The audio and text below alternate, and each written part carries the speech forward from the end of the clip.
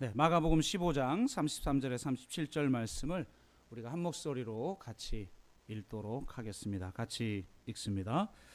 제 6시가 되매 온 땅에 어둠이 임하여 제 9시까지 계속하더니 제 9시에 예수께서 크게 소리 지르시되 엘리 엘리 라마 사박다니 하시니 이를 번역하면 나의 하나님 어찌하여 나를 버리셨나이까 하는 뜻이라.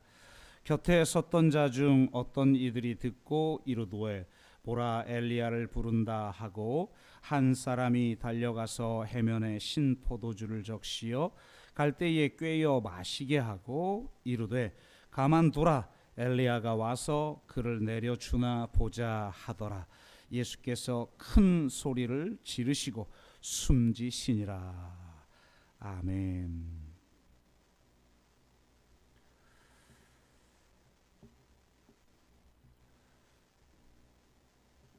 네,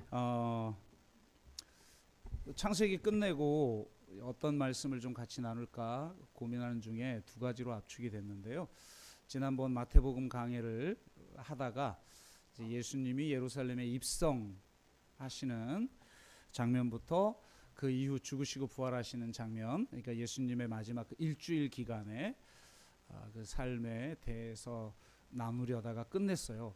워낙 첨예한 주제들이 많이 집약돼 있고 또 우리에게 좀 새로운 시각으로 그 십자가 사건을 좀 바라볼 필요성이 있었는데 그것들을 다루다 보면 좀 많이 어려워질 수도 있어서 그때 멈췄던 걸 그래도 어쨌든 좀 마무리를 하는 게 좋겠다 이런 생각이 있었고요. 또 하나는 창세기 이후 우리 출애굽기를 같이 나누면 좋겠다 이런 생각을 하게 되었는데 이 출애굽기도 사실은 만만치가 않아요.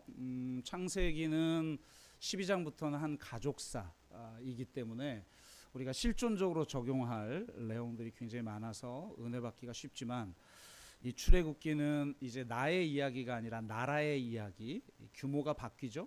하나님의 구원의 스토리가.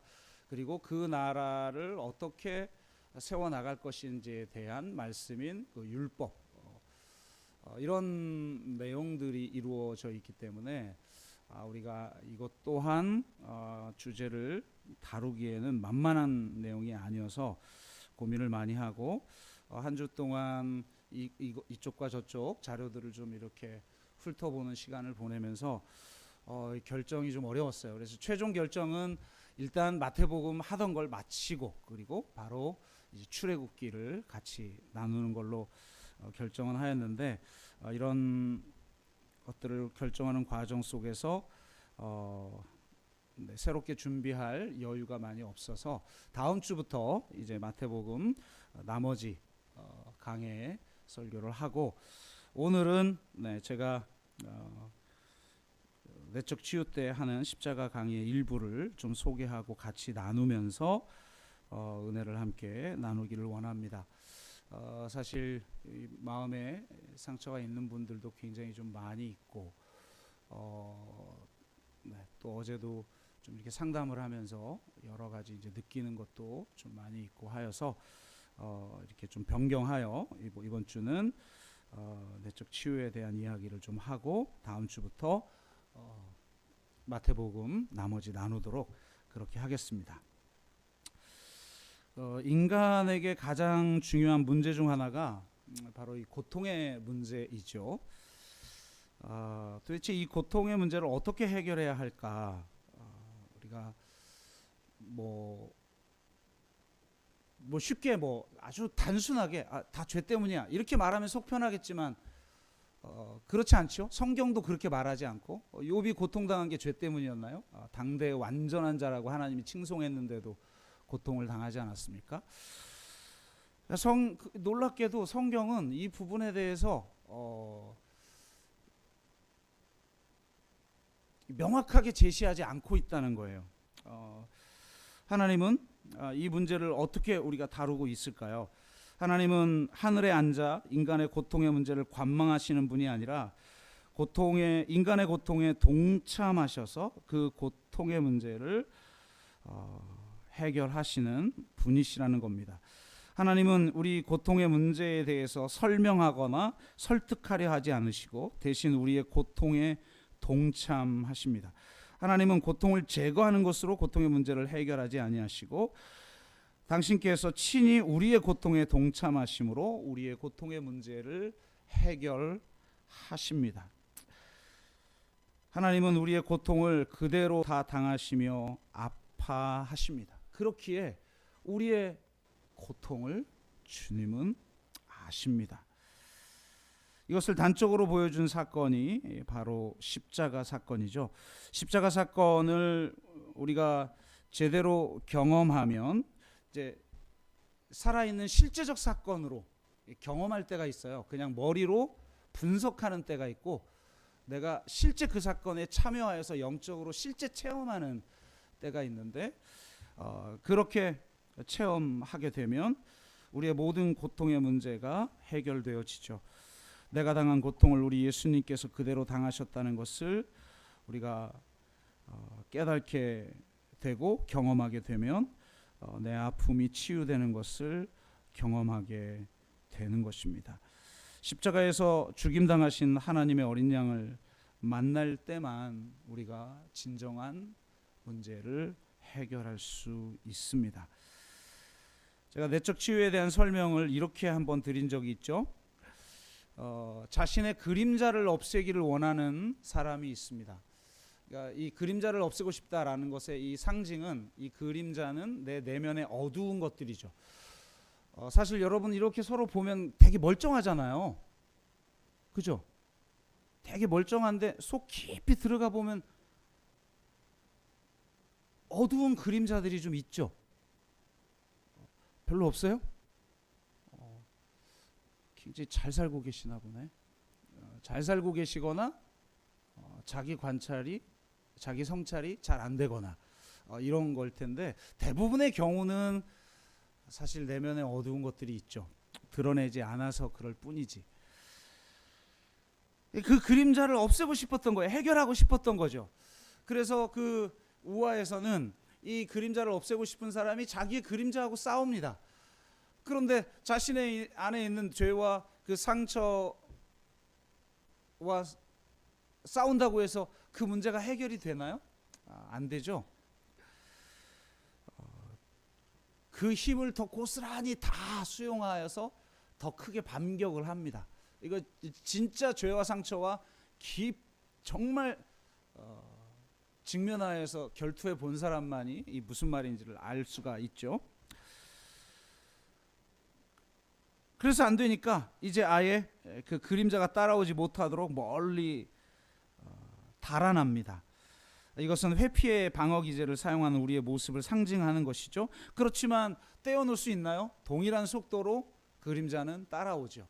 안 되니까 아예 그 그림자를 흙으로 덮어버립니다. 이것은 은폐하는 우리의 무의식을 보여주는 것이죠. 우리 무의식 깊은 속에 묻어두려고 하지만 여러분 우리의 무의식이 그렇게 은폐한다고 문제가 해결되나요? 덮어놓으면 된다면 뭐 세상 모든 문제 아무 문제가 안 되겠지만 이 무의식은 다양한 형태로 다시 그 덮은 흙 위로 자기의 모습을 드러내게 되어 있죠.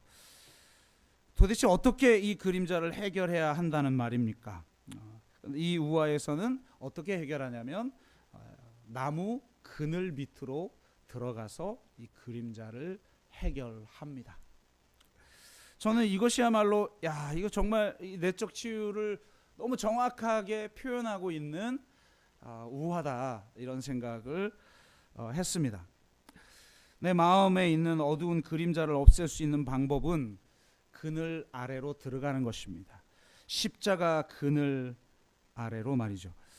십자가의 그늘은 인간의 고통과 같은 것이기에 그림자와 비슷하지만 그것은 죄 없으신 하나님의 아들의 고통이기 때문에 나무의 그늘이 됩니다.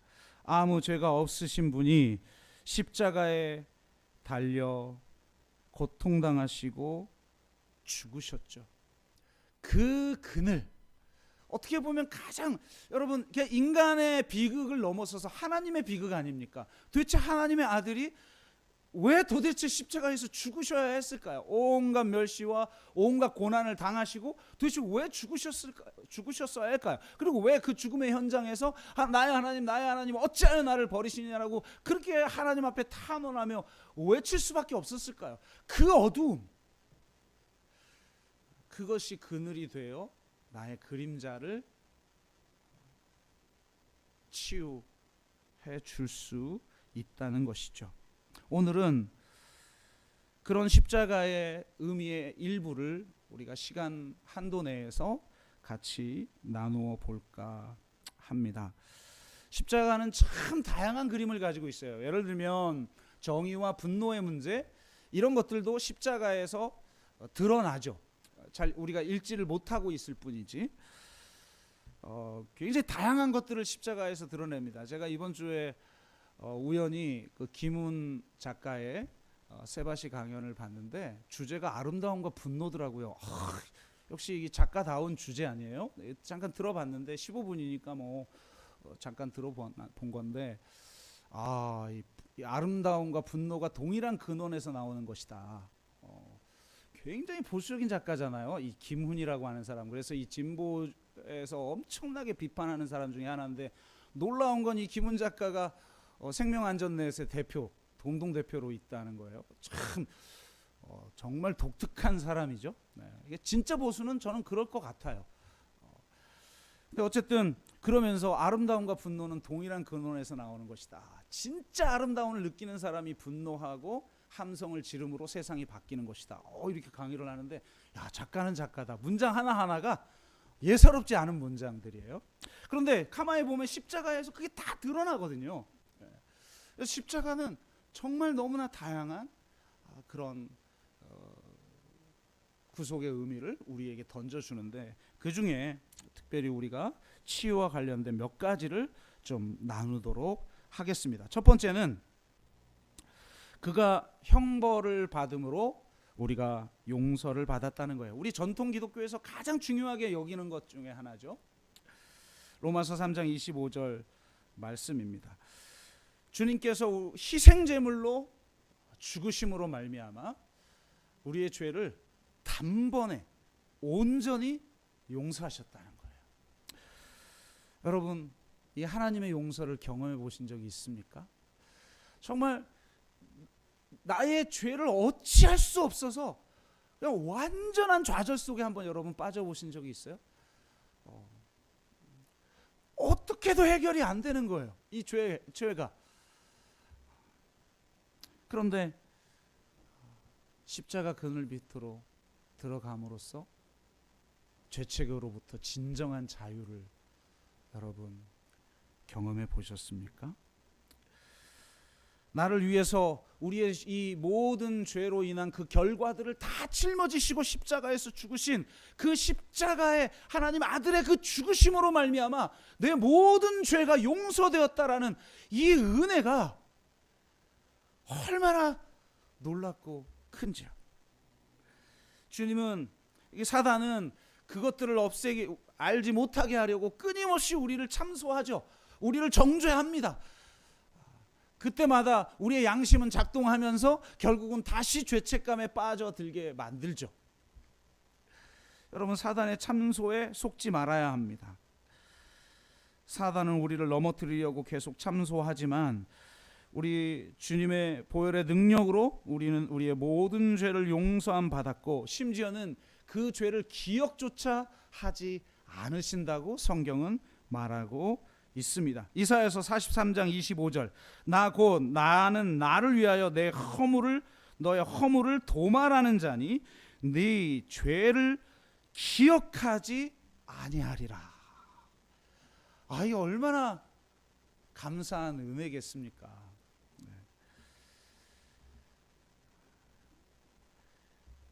이런 이야기가 하나 있어요. 한 마을에 하나님과 직접 대화를 하는 소녀가 있었는데요. 많은 사람들이 이 소녀에게 찾아가 신앙 문제를 상담을 하는 거예요. 그 지역 교구를 담당하는 신부가 있는데 이제 그 신부에게 찾아가 고해성사를 하거나 무슨 상담을 하거나 하지 않고 하나님의 음성을 듣는다고 하니까 그 아이를 찾아가는 거예요. 한국 교회에도 이런 일 많이 있잖아요. 교회 내에 누가 예언의 은사가 있거나 하나님의 음성을 듣는다 이런 분들이 있으면 목사님 안 찾아가잖아요. 그분 소위 능력의 종 찾아가죠. 영빨 있는 사람 찾아가잖아요. 그러니까 그런 현상이 나타난 거예요. 그러니까 이 신부로서는 너무나 답답한 노릇이죠. 자기를 아무도 찾아오질 않으니까. 그래서 정말 이 아이가 하나님의 음성을 듣나 시험하기 위해서 찾아갔어요. 자존심 굽히고 이 아이한테 찾아가서 너 정말 하나님의 음성을 듣니? 하나님과 대화하니? 근데 그럼요. 그래? 그러면 내가 어제 하나님 앞에 고해성사를 한 게 있는데 그 고해성사한 내용이 무엇인지 한번 물어봐 줄래? 그런 거예요. 그래서 그럼요. 제가 그렇게 할게요. 그리고 이제 헤어져서 그 다음 날 이제 이 신부가 다시 이 아이를 찾아갔습니다. 그래서 그래 하나님이 뭐라고 하든 내가 고백한 그 죄가 무엇이라고 말하던 그랬더니 이 아이가 이렇게 얘기했대요. 하나님이 그러시는데요. 하나님은 그것을 기억하지 않으신대요. 그렇게 답을 해줬어요. 굉장히 현명하죠. 가짜라도 참 현명한 대답인 겁니다. 근데 이 이야기를 이렇게 읽으면서 그렇지라는 생각을 해보게 되었어요. 하나님께서는 그 죄를 우리가 진정으로 회개하고 그 십자가의 은혜를 받아들일 때 그 죄를 기억조차 하지 않으신다는 거예요. 참 이게 나에게 적용될 때는 은혜인데 남에게 적용되는 건 꼴을 못 보겠지 않습니까? 그래서 참 받아들이기 어려운 진리인데 그만큼 그것이 우리에게 주는 진정한 은혜가 있는 것이죠. 이 죄 용서의 은혜에 대해서는 평소에 자주 이야기를 했으니까 이렇게 간단하게 하고 넘어갑니다. 여러분 안에 있는 그 죄책감으로부터 진정으로 자유하는 그런 은혜가 있기를 주의 이름으로 축복합니다. 십자가 그늘 아래로 나아가 우리 안에 있는 그런 죄책감들을 온전하게 해결하는 저와 여러분 되시기를 주의 이름으로 축복합니다. 두 번째는 그가 채찍을 맞음으로 우리가 나음을 입었다는 겁니다. 베드로전서 2장 24절인데요. 저는 이 말씀을 통해서 사실은 담대하게 치유 사역을 좀 할 수 있었어요. 그리고 다른 목회자보다는 여하튼 많은 치유의 기적들을 맛보았습니다. 제 방에 있는 커다란 저거가 있어요. 그 시계가 원래는 더 큰 시계인데 너무 오래돼가지고 다 부서지고 몸체만 남아서 그 몸체를 지금 제가 책장에다 이렇게 걸어 놓은 건데요. 그 선물을 주신 분이 평생에 이 아주 심한 이 두통, 그러니까 두통이 그렇게 고통스럽다면서요. 두통을 겪는 분들은 그런 이야기를 하더라고요. 너무너무 이게 고통스럽대요. 근데 이분이 제가 안수하여서 이제 두통이 치유되고 나서 감사하다고 준 그 시계예요. 그걸 지금까지 제가 지금 가지고 있는 거예요. 그러니까 이루 말할 수 없는 많은 그런 치유의 역사 이런 걸 경험했는데 제가 담대하게 그 치유에 대해서 기도할 수 있었던 성경 구절이 바로 이 베드로전서 2장 24절이에요. 주님이 채찍에 맞음으로 우리가 나음을 입었다고 성경은 선언하고 있구나.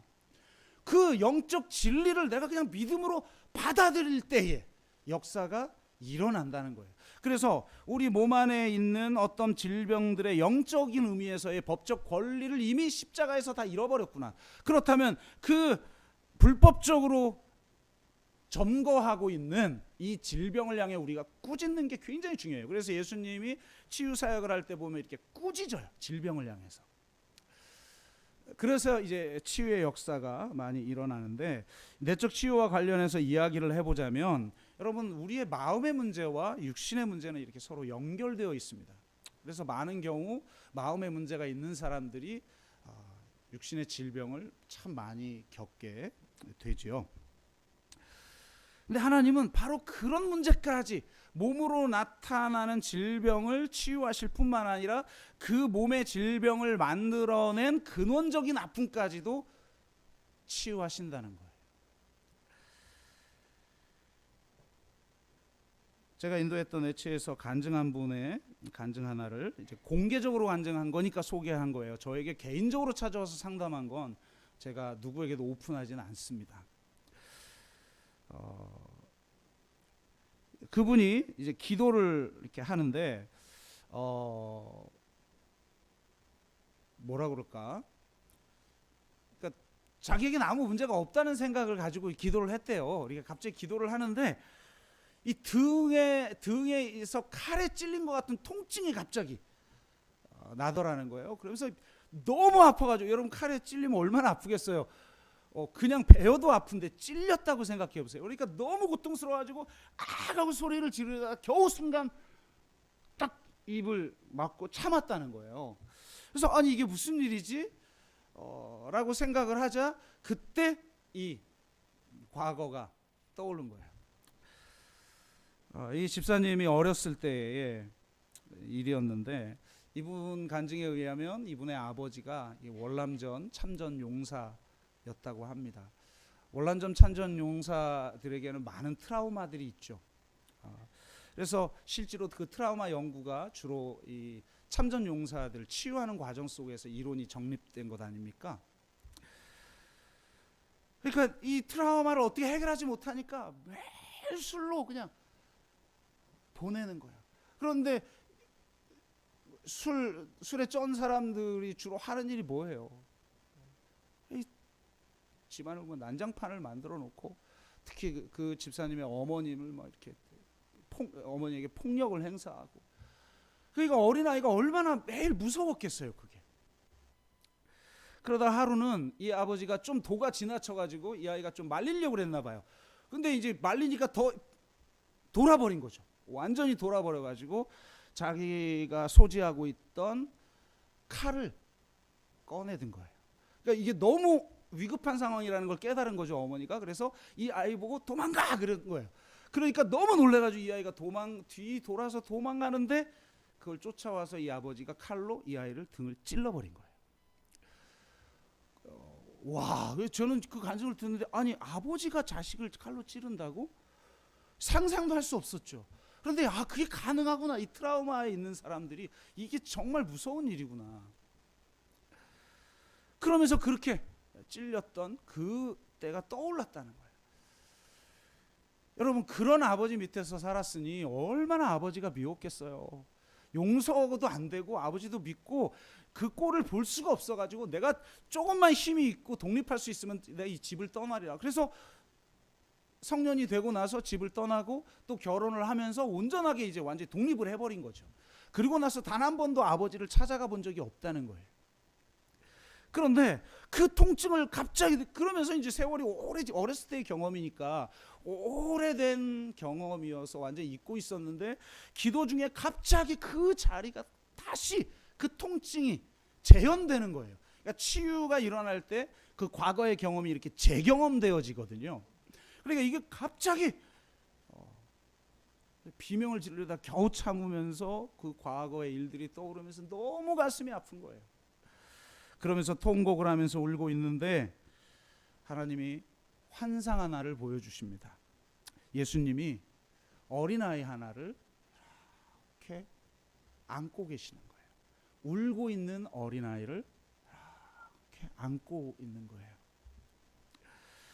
그래서 자기가 워낙 상처받고 자랐으니까, 내 안에 뭐 이제 제가 또 내적 치유에 대한 설명을 그 첫째 시간에 하거든요. 우리 안에도 그 상처 입은 어린 아이들이 있다. 뭐 이런 얘기 이제 뭐 설명을 다 하니까 이분이 이제 그게 떠오른 거예요. 상처받은 어린 아이로 내가 울고 있는 걸 안아주나 보다. 예수님이 이러고 이렇게 그 아이를 이렇게 환상 중에 그 아이를 이렇게 봤는데, 그 아이가 자기가 아니었어요. 그 아이가 누군지 아세요? 자기 아버지요. 자기 아버지인지 알겠는 거예요. 어린 아이인데도. 그 어린 아이가 울고 있고 그 아이를 예수님이 꼭 안아 주시면서 이 집사님에게 그렇게 얘기하더래요. 딸아, 내가 너의 아버지를 사랑한다.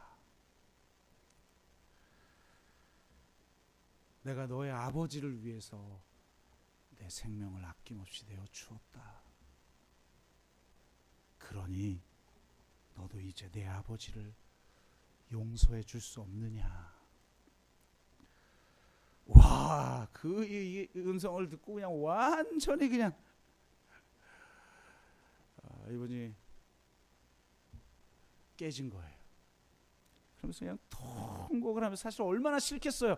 그렇게 괴롭히고 심지어 자식인데 자기의 등에 칼을 꽂은 그런 아버지를 어떻게 용서합니까? 안 돼요. 용서는 불가능한 거예요. 그렇기 때문에 용서가 위대한 거예요. 불가능성의 가능성이에요. 용서의 영역은 할 수 있으면 그건 용서가 아니죠. 못하니까 그게 위대한 거예요. 근데 할 수 없어서 못하고 결혼하고 나서도 단 한 번도 찾아가지 않고, 심지어 이분 간증하는데 아버지가 최근에 중병을 얻어서 병원에 입원했는데도 찾아가지를 않았다는 거예요. 그런데 거기서 예수님이 그렇게 말씀하시자, 내 아버지도 상처 입고 눈물을 흘리시고 있었구나. 그리고 하나님이 그런 아버지, 내가 그토록 증오하고 미워했던 그 아버지조차 사랑하시는구나. 그러니까 그 사랑 때문에 이분이 알겠습니다. 제가 제 아버지를 용서하겠습니다. 그랬다는 거예요. 그래서 앞에 나와서 간증을 하면서 자기가 매치 끝나고 집에 돌아가면 병원에 있는 아버지를 찾아뵙겠다고. 제가 맡은 교구 사람은 아니었어요. 근데 건너 들어보니까 진짜 찾아갔다고 그러더라고요. 그러니까 정말 그 몸에 남은 그 상처까지, 그 상처의 아픔까지 재현하시며 치유하시고, 그 상처를 잊게 만든 그 근원적인 마음의 고통과 상처까지 주님이 치유하신다는 것입니다. 그 치유를 위해서 주님이 친히 채찍에 맞으셨다는 거예요. 세 번째, 그가 죽음으로 우리에게 생명이 주어졌습니다. 로마서 6장 23절이죠. 이것은 1차적인 의미는 그분이 죽으심으로 우리에게 진정한 생명이 주어졌다는 거예요. 여러분, 정말 여러분에게 주어진 하나님의 선물이 뭔지를 진짜 제대로 아셔야 돼요. 우리에게 주어진 생명은 예수 그리스도의 생명입니다. 그래서 골로새서에서 사도 바울이 이렇게 고백해요. 나의 생명은 곧 예수 그리스도다. 아멘. 그리스도 안에 있으면 우리가 새로운 피조물인데, 내가 완전히 새로워졌는데 그 생명의 본질이 예수 그리스도의 생명이라는 거예요.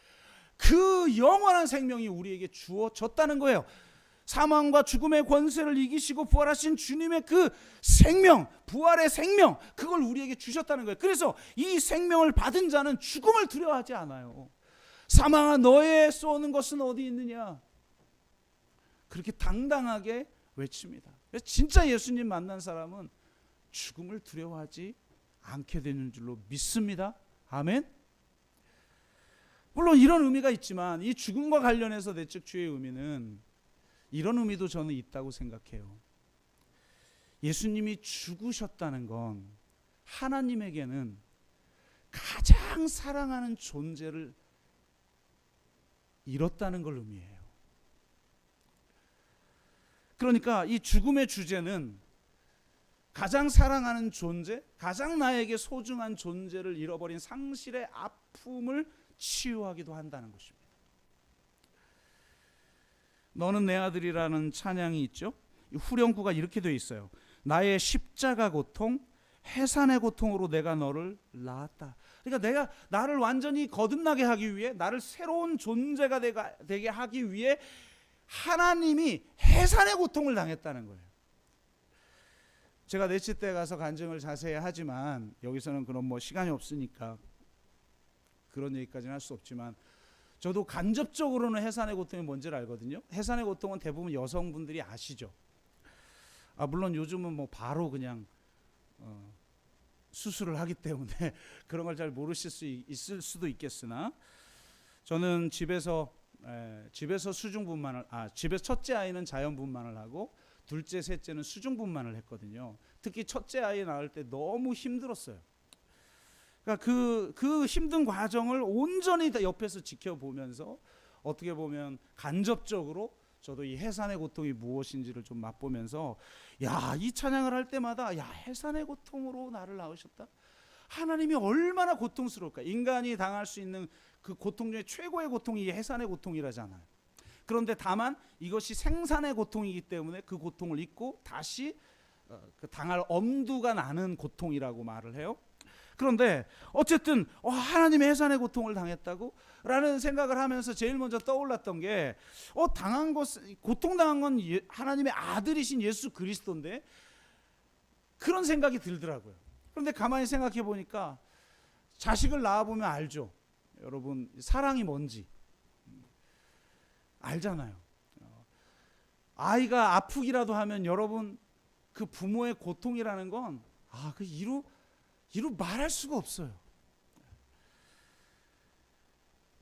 저도 우리 아이가 수술할 때 옆에서 그 수술대에서 아이 손을 붙잡으면서 그런 마음을 가진 적이 있어요. 내가 진짜 내 생사를 꼬매고 말지, 이 아이가 수술한다라는 건 이건 너무 고통스러운 일이다. 그런 걸 깨달으면서 비로소 십자가에서 하나님의 아들이 친히 고통당하시며 오죽하시면 나의 하나님 어찌하여 나를 버리셨냐고 그렇게 막 하나님 앞에 탄식하며 탐험할 수밖에 없는 그 고통을 겪으셨을 때 진짜 아팠던 분이 누구였을까? 하나님이셨을 거라는 겁니다. 자신의 존재보다 더 소중한 존재, 사랑이란 그런 거잖아요. 그런 존재가 아픔을 당할 때 그냥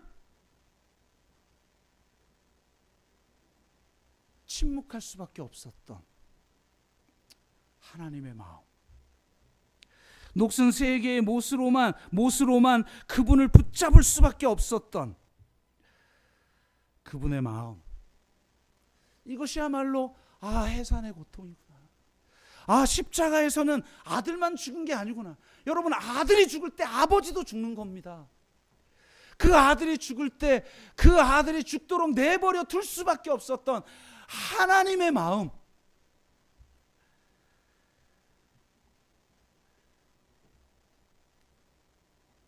바로 그 고통이 상실의 고통이에요.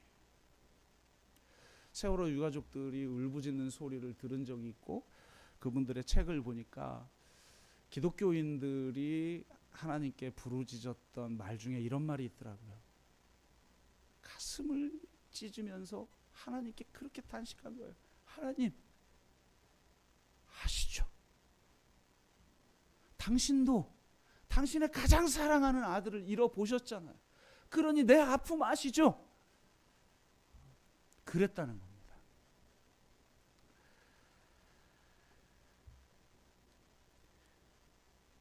그 죽음은 아들의 죽음인 동시에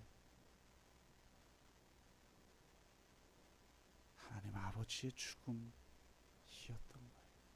그 하나님의 아픔을 우리가 경험하면서 그분이 내 아픔을 아신다는 것, 그 아픔을 친히 감당하셨다는 것, 그 아픔을 감당하심으로 나를 새롭게 하시기를 원하신다는 것, 그것이 바로 그 십자가의 은혜라는 걸 우리가 깨달을 때 이 상실을 견딜 수 있고, 더 나아가서는 이 상실을 넘어설 수 있게 되는 것입니다. 그래서 우리는 십자가 그늘 아래로 나아가야 하는 것이죠. 네 번째로, 그가 부끄러움을 당함으로 우리가 영광을 입었습니다. 히브리서 2장 10절 말씀이에요. 오늘 우리가 읽은 본문 앞에 보면 예수님이 수많은 고통을 당하십니다. 40에 하나 감한 매를 맞으시는데, 이거는 40에 하나 감한 매를 왜 하냐면 감하지 않으면 죽기 때문에 그렇게 법으로 지정한 거예요. 그러니까 그런 채찍을 맞으시고 십자가를 짊어지시고 골고다 언덕에서 못 박혀 죽으시죠. 십자가 형벌은 로마 시민들에겐 결코 내리지 않는 형벌이에요. 왜냐하면 이것은 가장 치욕스럽게 만들고 가장 고통스럽게 만들기 위해서 고안한 사형 방법이에요. 그러니까 그 참혹한 고통을 당하실 뿐만 아니라 그 과정 속에서 수많은 수치를 느끼게 만듭니다. 침 뱉고 뺨을 때리고 가시멸관을 씌우면서 유대인의 왕이라고 조롱하고, 십자가 아래서 네가 진짜 구세주라면 한번 거기서 내려와 보라고 조롱하고, 온갖 수치를. 그러니까 십자가에서 사실은 여러분 성경을 묵상해 보면 예수님의 고통보다 더 비중 있게 다루는 것이 예수님의 수치예요.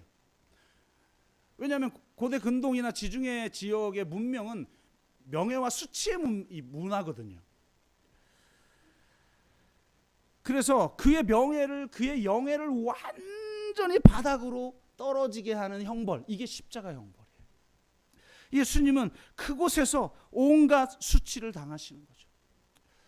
죄책은 내가 잘못된 행동을 했구나라고 하는 인식에서 나오지만, 수치는 내가 잘못된 존재구나라는 인식에서 나오죠. 어쩌면 그래서 수치가 더 무서워요. 이 수치 속에 살아가는 존재들은 참 자기를 사랑하기가 어려워요. 그래서 참 이게 참 자기를 사랑하지 못하는 사람들, 그래서 거짓 자아를 부풀려서 교만하고 자기를 드러내고 자기를 높이려고 하는, 그게 그래서 나타나는 거예요. 진짜 자기를 사랑하는 사람은 사실 그럴 필요가 없거든요. 그래서 이 수치의 문제를 주님이 해결하시기 위해서 십자가에서 죽으신 겁니다. 어떤 여인이 어렸을 때 이 삼촌에게 성폭행을 당합니다. 그래서 많은 사람들이 이 여인에게 전도를 했는데 코웃음을 치면서 거절했어요. 왜 그러느냐? 나더러 하나님을 믿으라고? 내가 성폭행 당할 때 나를 지켜달라고 그렇게 하나님께 소리쳤는데, 그런데 하나님은 나를 도와주시지 않았다. 그때 내가 할 수 있었던 유일한 일이란 베개로, 너무 수치스러워서 그 베개로 자기의 얼굴이라도 가리는 일이었다는 거예요. 그런데 나보고 신이 있다고 믿으라고? 말도 안 되는 소리 하지 마라. 그러면서 그런 마음으로 거절을 했는데, 이 여인에게 정말 극진한 사랑으로 끝까지 포기하지 않고 섬겼던 이 여인의 친구가 있었대요. 이 정말 포기하지 않고 끝까지 계속 사랑을 베풀면서 자기를 포기하지 않았던 그 친구가 교회를 가자고 하는데 처음엔 거절했죠. 그런데 이 사랑이 너무 커서, 자기에게 베푸는 사랑이 너무 커서 어떻게 거절할 수가 없더라는 거예요. 그래서 내가 교회는 나가준 거예요. 교회는 나가주되 내가 신은 믿지 않으리라, 이러고 나간 거예요. 그래서 그 친구와 같이 예배 드리는데 무슨 은혜가 되겠습니까? 다 가증스러워 보이고 다 저 가짜를 믿는 것 같고 다 그래 보이는 거죠. 그런데 뭐 어쨌든 친구하고 같이 이제 뭐 세가족으로 등록했으니까 우리 교회도 뭐 세가족 공부도 있고 그다음에 양육도 있고 뭐 교육도 있고 이러잖아요. 뭐 일단 발 담그면 끝이죠 뭐. 그러니까 이걸 어쩔 수 없이 밟은 거예요. 그런데 이분이 어느 날 교육 시간에 예수님의 순환에 대한 이야기를 듣는 때 같이 성경을 읽는데, 오늘 우리가 마가복음 15장을 읽지 않았습니까? 그 바로 앞에 마가복음 14장을 읽는데 14장 65절을 읽다가 갑자기 이 여인이 통곡을 합니다. 통곡을 하면서 이 앞에 있었던 이 목사님이 그 유명한 그 시멘즈라고 하는 그 내적 주의 대가인 분이 있어요. 이분이 직접 경험한 이야기를 지금 하는 거예요. 근데 마가복음 14장 65절이 뭐냐? 예수님이 온갖 고통을 당하고 수치를 당하는 장면에서 여러 장면이 있는데 그 중에 하나가 뭐냐면 마가복음 14장 65절에는 예수님이 그 얼굴을 가리우고 구타를 당했다고 성경에 되어 있는 거예요. 자기가 과거에 그 얼굴을 가리우고 당했던 그 수치를 예수님은 아시는구나. 얼굴을 가리우고 따귀를 맞고 구타를 당하고 침뱉음을 당하면서 온갖 모욕을 당하시는 그 예수. 이 기독교에서 말하는 하나님의 아들은 내 아픔을 아는구나. 내 수치, 내 이 부끄러움을 아시는 분이구나. 그러면서 마음이 열리기 시작한 거예요. 그러면서 이 수치를 치유하시기 위해서 친히 고통당하시고 수치당하시는 하나님의 아들 예수 그리스도를 결국 자신의 주로 영접하게 됩니다. 그렇습니다.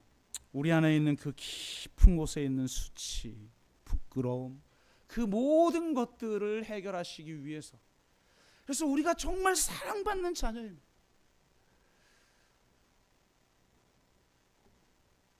우리가 얼마나 소중하고 존귀한 존재인지를 알게 하시려고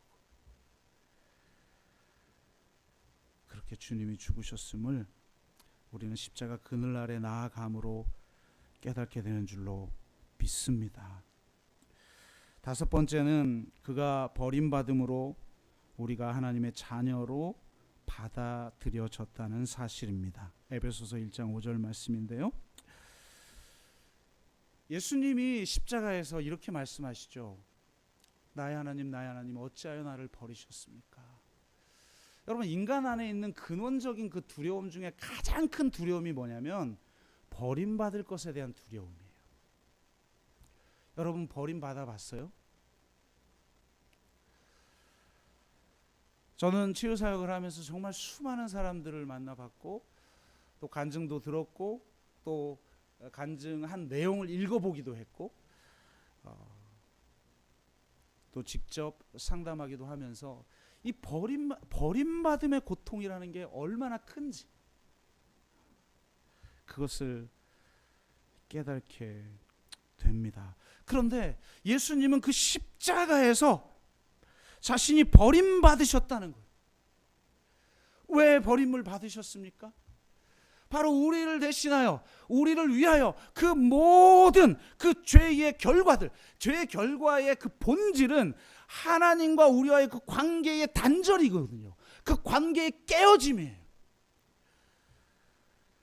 그게 무서운 거죠. 그게 아무리 사랑을 하려고 해도, 그래서 아담아 너는 어디 있느냐라고 다가오는 하나님조차 거절하잖아요. 내가 두려워 숨었다는 거예요. 왜? 거절당할 거에 대한 두려움. 이미 관계가 자기 안에 깨져버린 거예요. 그런데 이것이 우리는 사람에게서 거절당함을 경험하면서 배신을 경험하면서 거절당함을 경험하면서 이것이 자기 안에 내면화되고 그것이 자기의 존재의 가치를 결정해버려요. 심지어 어떤 사람은 그 거절의 경험을 통해서 내가 살 가치가 없는 존재인데, 내가 태어나지 말았어야 하는 존재인데 라고 하는 의식을 가지고 살아가요.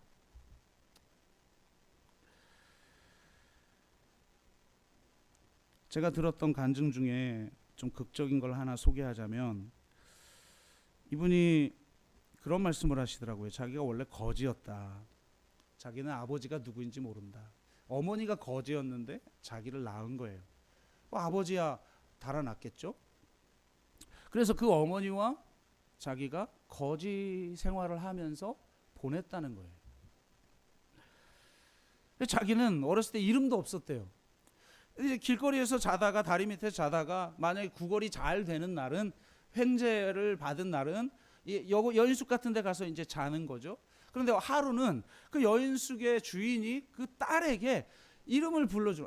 그 전에 누군가가 구걸하는 이 거지에게 뭐라고 그러죠? 적선을 한다고 그러나요? 어쨌든 그렇게 하면서 너의 이름 뭐니라고 물었는데 자기가 대답을 못했다는 거예요. 그러다가 이 여인숙의 주인이 자기 딸에게 누구누구야 라고 이름을 불러 주었을 때, 저 이름을 내 이름이라고 해야겠구나. 그래서 지금 자기 이름이 그때 자기가 지은 이름이라는 거예요. 야, 참 부모가 지어준 이름도 없는 그런 분이 계시더라고요.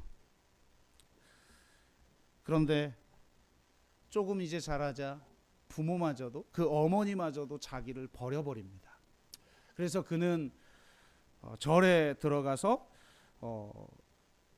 그 밥 해주는 그런 거 있잖아요. 그런 일을 해주면서 온갖 어려움과 그런 것들을 좀 당했다. 그러다가 이제 자기가 좀 더 커지면서 완전히 독립하다가 남편을 만나서 결혼을 하고 안산으로 흘러 들어왔다가 전도로 안산동산교회 등록을 하고 양육을 받으라니까 지금 온 겁니다. 이렇게 이제 간증을 하는 거예요.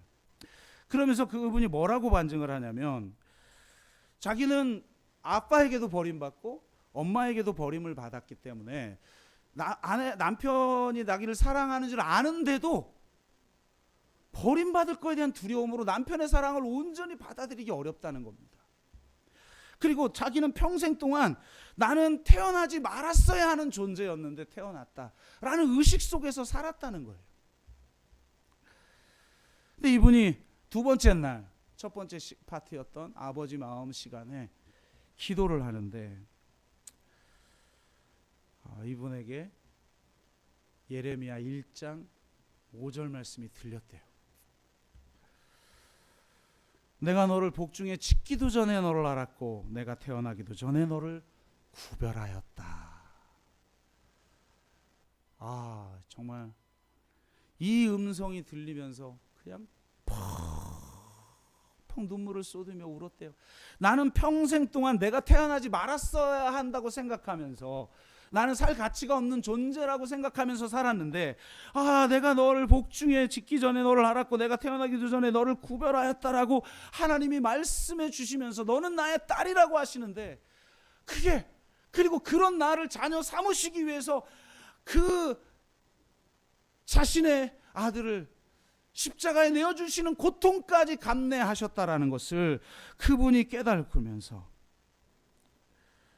자신 안에 있는 상처가 온전하게 치유되어졌다는 것입니다.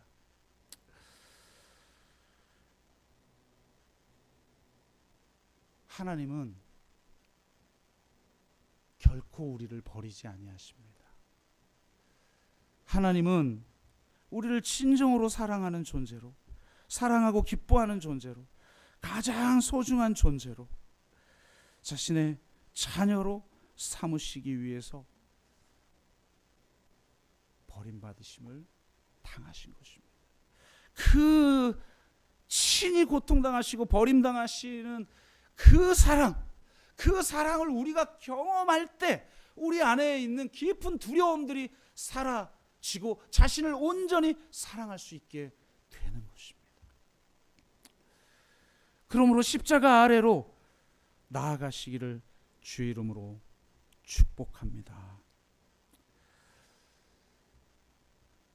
여섯 번째는 그가 저주를 받음으로 우리가 축복을 누리게 되었다는 것인데요. 지금 시간을 보니까 너무 많이 지나갔어서 생략을 하고, 이거 외에도 우리 주님이 고통당하시고 수치당하심을 통해서 우리의 아픔, 우리의 상처, 우리의 외로움, 정말 주님이 십자가에서 완전히 홀로 되어 나의 하나님 어찌하여 나를 버리셨냐라고 외칠 수밖에 없는 그 외로움을 친히 당하셨다는 것, 저는 사실 그것이 굉장히 저에게 위로가 되고 치유가 많이 됐었거든요.